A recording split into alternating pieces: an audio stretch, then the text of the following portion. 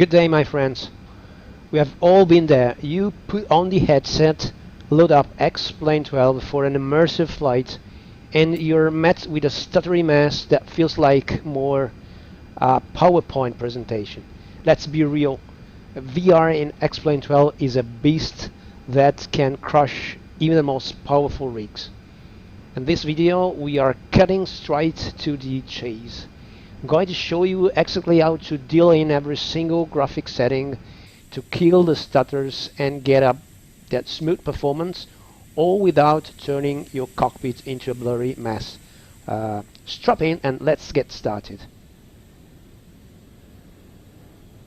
Before we jump into the sim, a quick word on the system. First, make sure you are always on the latest graphic drivers to ensure the best compatibility with XP12's Vulkan engine. Regarding my GPU settings, I haven't touched anything in the Nvidia control panel. Everything is at default except for two things. First, power management mode is set to prefer maximum performance for better responsiveness. And second, make sure OpenGL rendering GPU is set to your main card if you have a multi-GPU setup.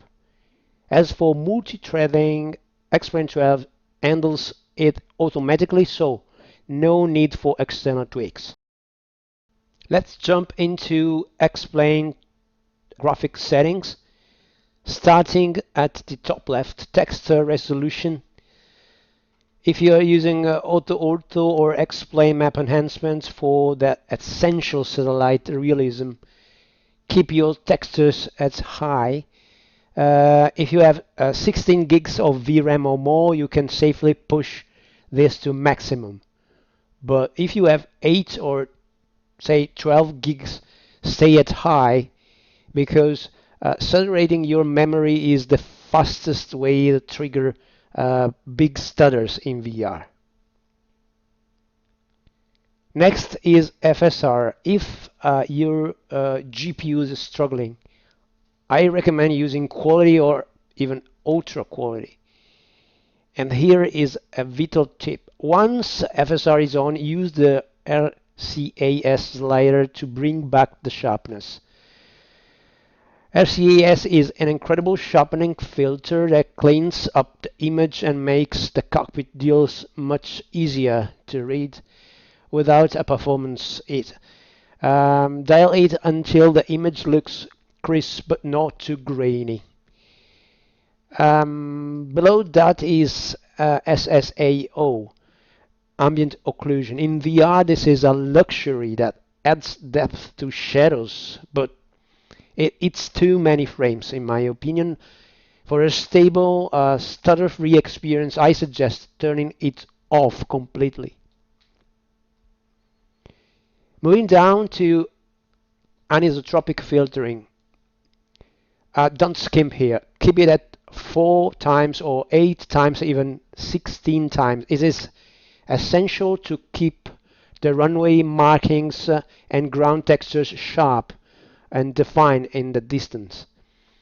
Without it, the ground looks like a blurry mess, which kills the immersion and makes landings much harder.